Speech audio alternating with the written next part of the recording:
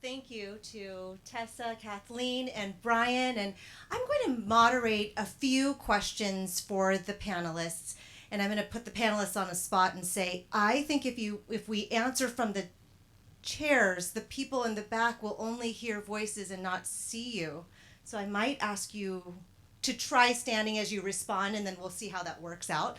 So for the group, I also want to say that some of the questions are for two people, some might be for one, so I'll just switch that around as we go. But we do have some, about 5 to 6 questions before we leave tonight. So let me start by this, and this question will go first to Tessa today. And it's really about the behind the scenes process of finding housing for families. What does it take to really find housing for families? Get us behind the scenes, behind the curtain. Let me pass that on to Tessa. Yeah, of course. So we work. I'm going to let Kathleen actually touch on the families portion, but for the mostly chronically homeless individuals that we serve, it takes a lot of getting creative. You guys heard a lot about kind of all the challenges that are surrounding our landscape around housing, the economy, the insecurity, and we have to get creative about it. So, I think the LESAP program I mentioned is certainly one of those creative solutions. Jennifer and I actually sat on a panel last week together that was all about creative housing solutions that was hosted by the League of Women Voters. And so it's something that we're talking about, right? So you have to get to know landlords. You have to know what's out there in terms of housing stock. You have to work collaboratively with the other providers in this community. You have to work with the housing authorities. You have to be able to really get the trust of the individuals you're serving, so you can help them find the best fit for them. A lot of folks we serve don't want to leave South County, right? If they were born and raised here, they don't want to leave here. But if we might find a perfect spot for them in North County, it's about kind of really trying to level with them and talking about opportunities. So it really looks different for every person, but it's getting to know the folks that we serve. We have some other programs too, rapid rehousing. Brian talked a little bit about their rapid rehousing program, looking at what resources fit that person and really trying to strategically connect them with those resources. Thank you. And I know Kathleen will take it next. Okay, this is an easy answer. We do everything that she does. Basically, so we have all really found that developing relationships with landlords is the way to go. At Transition House, for some of our population, we continue case management for up to a year after they move into an apartment, and we also will sometimes provide subsidy if someone, say, loses a job once they're in the apartment or that type of a thing to keep them going. So we're developing relationships with landlords as well. For some of our folks, it is true that they can't find anything. They're never going to find anything in the area. So part of the plan may be relocation out of the area, but not relocation as a homeless person, but relocation into housing, after they've stayed with us long enough to save up security deposit and find work in the place where they're going and that kind of a thing. Finally, interesting statistic of the people that have moved out into permanent housing last year out of our program, 40% of those people moved into shared housing situations. And I don't mean couch surfing. I mean, for us to count it as a successful move, they have to be on a lease, so they have to have protections. But they're sharing houses or apartments with other families because they can't afford them themselves. Thank you, Kathleen. Brian, anything to add for the group?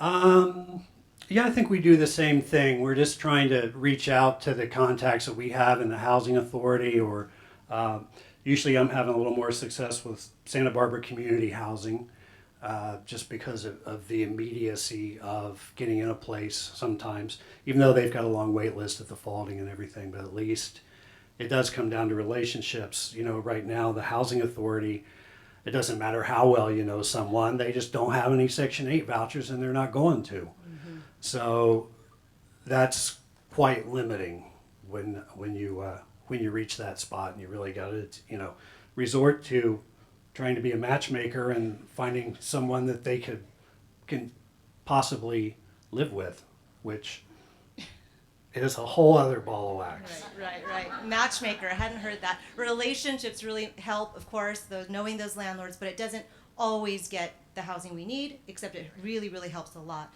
I also meant to share with the audience that after the panelists are complete with our questions and answers, they're going to stay behind tonight at the tables to your left and answer your questions if you have individual questions as well. So I'd like to send this one over next to Kathleen and then Brian for this one, and then Tessa if you have anything to add here. It's understanding that the lack of housing is the biggest challenge. Lack of housing, biggest challenge. What are the most significant issues for your agency right now, locally, statewide, nationally? Do you guys have 3 or 4 hours Yes. for this Yes, we do. answer? I have a copy of this question. I'm looking at it here. I'm saying, oh my God, I don't know how I'm going to answer this. But so our agency a few years back decided that in order to solve homelessness, we need housing. So we were going to build it. And we own 35 units of affordable housing that we've either purchased or constructed on our own. And we have a huge appetite to do more of that. It's very difficult right now in the current development climate and the current funding climate to be able to do that, but we've been telling all of our partners in the community who would find some opportune projects for us that we're very interested in that. So that is something that requires federal funding in order to complete projects for agencies like ours. So there are issues related to keeping federal funding streams for affordable housing development flowing, and that's important. On the local level, I think that what we're doing is displayed right here. It's getting out and telling people that we need your advocacy. It's not enough for Homeless Shelter to go to local government and say, we really need more affordable housing. You got to make it easier to build. We've got to find land. You've got to remove some of the barriers to building housing. You folks have to say that that's what you want in your elected officials. So more and more we are trying to tell our story along with my colleagues here and to get the community to understand this crisis and to support our efforts to try and solve it. Thank you. I think on the federal level would probably be the timeliness of the EFSP program, which is FEMA, basically. It's been a stream for us that we've been able to do rental assistance, utility assistance, and purchase food for years. A few years ago, it got out of whack. It used to be I could count on that money. I knew it was going to come in. I could spend it in January, and I had 12 months to spend it. Now, I'm shocked that we actually got it again, that it didn't get cut somewhere. But we have it, but we keep getting it later and later and later, so that I have maybe 5 months to spend what I had in 12 months, which creates, choices. It's not hard to spend 12 months' money in 5 months, but you might approve a rental assistance case you wouldn't have otherwise. So, given that, we've had another funder, a foundation that has provided rental assistance to fill that gap when we haven't had it. So we have been able to have rental assistance through the year. So that's been really helpful. On the state level, it's just the continuing pendulum thing about funding and the importance being placed on the services. And locally, I think it's just our PR probably. We probably need to get out there and toot our horn a little bit more and let people know how many people we see and what we're doing. And, I didn't mention some of the other services we have. We got a sliding scale counseling program and a program that helps seniors that have companion animals with their vet bills, which is very satisfying. I mean, it's like a family member that gets saved, and it's really wonderful. It's almost like Kathleen and I, had planned for this. It's almost like we do the same thing, but for different populations. So I think I just have to echo a lot of what Kathleen and Brian mentioned. I think one of the ways that how I kind of wrote it down in my notes is a lack of political and community will here locally to do two things, to build more housing, right? To invest in that. We all know it costs a crap ton of money to build permanent supportive housing units, upwards of $500,000, $600,000 a unit with the services included. And so that's obviously not going to be our end all be all solution. We need to find creative solutions, the tiny home solution. We all love that. But I think that so we need a diversity of options. We need the political will to do that. We need the time, the energy, the funding. And then I think one of the most critical pieces, as Kathleen alluded to, is the money for the services in those housing units, right? So it's not just a lack of the housing units themselves, but a lack of the services. Because if we can't wrap around care for the people we're moving into these units, then we certainly can't expect them to stay there. So. Well, thank you. That was a very complex and deep question, and you did such a great job of keeping it concise and giving very technical terms, Tessa. I heard a technical term, crap load of. Yeah, really good. No, and an opportunity to toot your own horn, as you said, Brian, and this is such a great opportunity, again, this venue for education. So here's the next question. This one goes to Tessa. Once a family it finds housing, what does your agency do to help them stay in that housing? Help them stay. Yeah, and I mentioned this just a little bit, so I'll be very quick because I know we're kind of running on time here. So you have to wrap around the services, wrap around care, right? We have Kathleen mentioned about their programs, and I'm sure she'll touch on that, but we do the same. But I think there's a lack there in this community as well. So there's, PATH being a statewide agency, we have a variety of different experiences in all of the communities we serve, but here in Santa Barbara, there is certainly the least amount of retention funding coming from our local funders, and I'm talking about our local government funders. So it's just something where we're not quite there yet as a community, but we need to be. So that's such a critical piece. But we still do when we can. We've engaged the AmeriCorps program through the United Way to really help us with that retention care at a lower rate than a full-time staff member. So they've been amazing in helping us do those follow-ups for up to a year. So we really try to do that, and that's a huge piece. And then if they do move into permanent supportive housing, obviously that care is on site there. So it's a big piece of the puzzle. So as I mentioned earlier, with some of the families in our program, they do get case management after they move into housing. But what we really do is try not to move them into housing too quickly. We try to give them the support services and the financial literacy training, et cetera, that they need before we move them into apartments. And once you put somebody in an apartment, you don't have the leverage that you have when they're in a shelter program to get them to participate. Once they're in housing, you're not able to require participation because of fair housing law. So we like to keep people in the shelter until they've managed to grapple with some of the things that cause their homelessness, and then learn the tools that they need to keep from coming back. Brian, I'm going to ask you a different question, if that's all right. Okay. Okay, just turn the tables right now. Brian, I'm going to ask you this question, which is, if an individual or a family is at risk of losing their home, how does your organization support them at risk of losing their home? Well, we'll take a look at the financial stuff. We'll see where we can plug them in. If they're not already receiving services, we try to get people into our food program where they can come once a week, and I would estimate probably get about $60 worth of food. So I always tell them, coming here every week is going to make a difference by the end of the month. If you think about $240 that can go to the rent or to something else.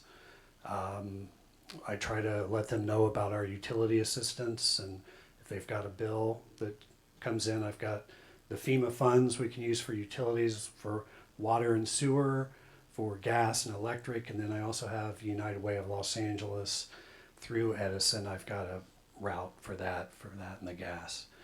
So those ways, if it's necessary to do rental assistance to keep somebody in, and a lot of times we want to see that it's a temporary situation, that doing rental assistance is going to help them stay there, not just staving off the inevitable, of course, because we've got a limited amount of funds.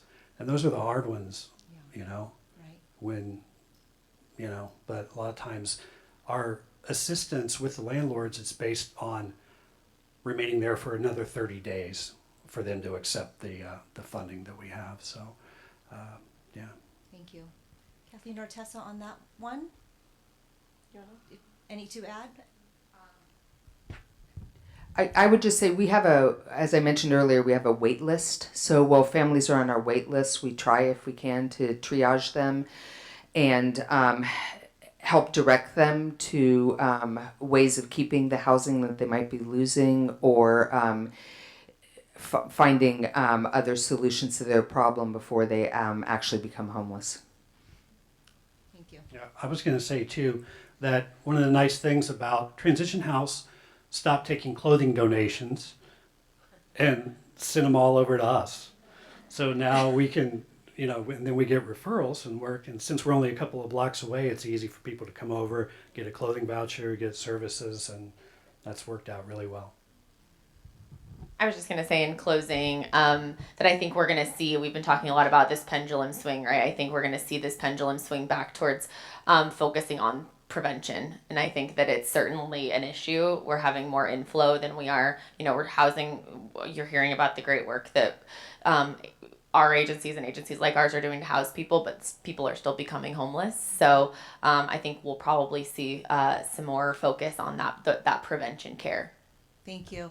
We're hearing tonight about the prevention, the in time, the aftercare, and all the wraparound services that 3 organizations provide in our community. It's pretty incredible.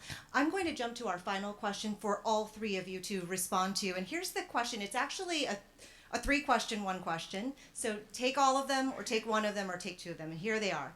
It's really about future. What is the goal for your agency's future? What kind of community would you like to see in support of your work? And what can we all do to learn more or to help you?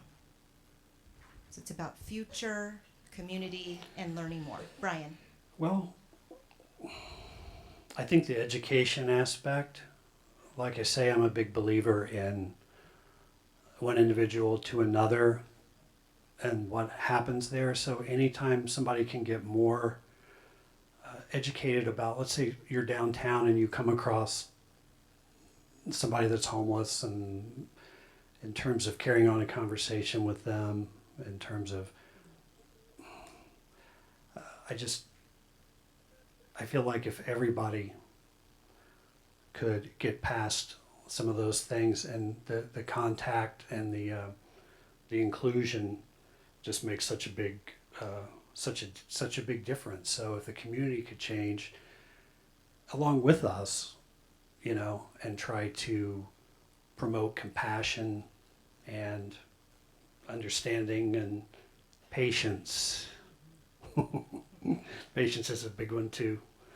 And in terms of, you know, we would like to try to have more money for staff positions. So because the work is time intensive, to have somebody that can really, you know, stick and follow with a limited group of people instead of, you know, 500 or 600 a week. But those would be our goals, I think, for the near future. Thank you. Tessa? Thank you. Yeah, I'll keep it pretty brief and concise, but I think realizing that we're all part of the solution, right? So from a provider as you know, a part of PATH, we want to continue to be part of the solution in this community and be solutions oriented and thinking about what we can do to help more of our homeless neighbors move off the streets and into their own homes, and advocate for a variety of solutions at a variety of different levels. And to some extent, that's what we need you all to do too, right? We need you all to be mouthpieces and ambassadors for not just PATH, but for the work we're all doing to get our neighbors off the streets. And that includes leveling with them, understanding who they are, understanding the work that's being done, and how you can best be part of that. Thank you. Kathleen. So I've talked a little bit about a couple of our goals already in terms of developing affordable housing, but I would echo what my colleagues here have said about education and say that this is a problem that our community is grappling with because it's getting worse. It's not just getting worse here, it's getting worse across the nation, and I think Jennifer gave us a lot of good information about how that has transpired. So despite the fact that these three agencies are doing excellent work, we can't address all of it by ourselves. It is going to take a community response to address it, and a lot of creative thinking in order to come up with solutions. The other thing that it's going to take is, as Brian said, education and dispelling some of the myths about homeless people, including the fact that they're not transients who are coming here because we have great programs. Last year, 96% of our clients were from the greater Santa Barbara city area, so Santa Barbara, Goleta, Carpinteria. And Jennifer's presentation gave you some more information from the point in time count. There are people that are from here, and they're not all drug addicts, and they don't make the choice to live on the street. When someone says people just want to be there, I ask, well, what was the alternative? You know, stay at home if you're a teenager with parents that don't accept you because you told them you were gay, or stay with a husband that beats you, instead of trying to free yourself and make a better life for your kids. So if someone's on the street, what did happen to them that led to that choice? So we have to understand that we all have equal human dignity, and that even though we don't like some of the things that are happening in the homeless community, that we need to work collectively as a community to solve the problem. So that would be it's a very personal hope. And then, you know, as I said, my agency's hope would love to be part of it by developing more affordable housing. Thank you. Wow. Wow, the panelists, insightful. Thank you. I was going to ask for a women's fun round of applause, but no need to ask. Wow, just the wisdom, the insight, the experience, the pragmatic and aspirational goals were just profound. So thank you very much.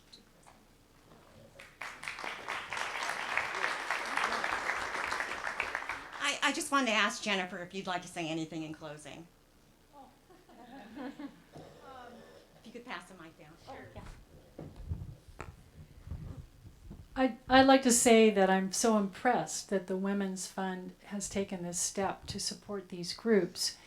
And I just hope you can grow your organization and provide more, and to, you know, you all are networked with other groups and families and churches and institutions to spread the word, and that we really need advocacy, education, the community coming together to solve this problem. I've been working in the field since 1974 here in Santa Barbara, and I wish I could say it's gotten better, but it hasn't. And we do need to celebrate the successes we have had, and we need to do more. And I think I'd like to see people come together and with creative brainstorming on some of the solutions that I think are achievable if we have the community will behind it. Thank you. I also wanted to add my thanks to all of our presenters. I thought it was a very inspiring and thought-provoking discussion. And as Susan mentioned, our panelists and Jennifer will be at those tables to my right, and they'd be happy to respond to your individual questions and provide more information about their respective agencies. So please go over there. We also have a membership table in the back. We're asking everyone to please renew your memberships. We want to create more programs like this, and we want to change lives together in 2020. If you'd like more information about the topics tonight, we do have reports on homelessness and the working poor that are now available on the Women's Fund website under the Resources tab, and these were prepared by our Poverty Subcommittee of the Research Committee. Thank you, team.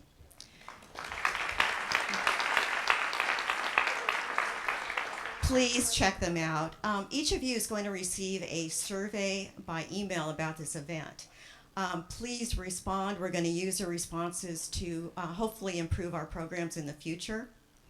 And if you enjoyed tonight's forum, you can still attend other GIA events. We have 2 upcoming. One is on October 14th. It's a program on our holistic defense.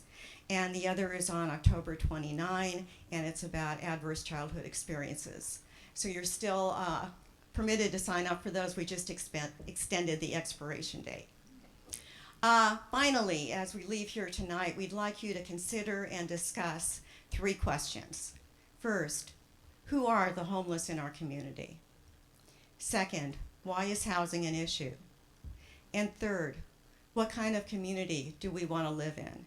And what is our responsibility to that community? So take your time, think about it, discuss it with others, and thank you and good night.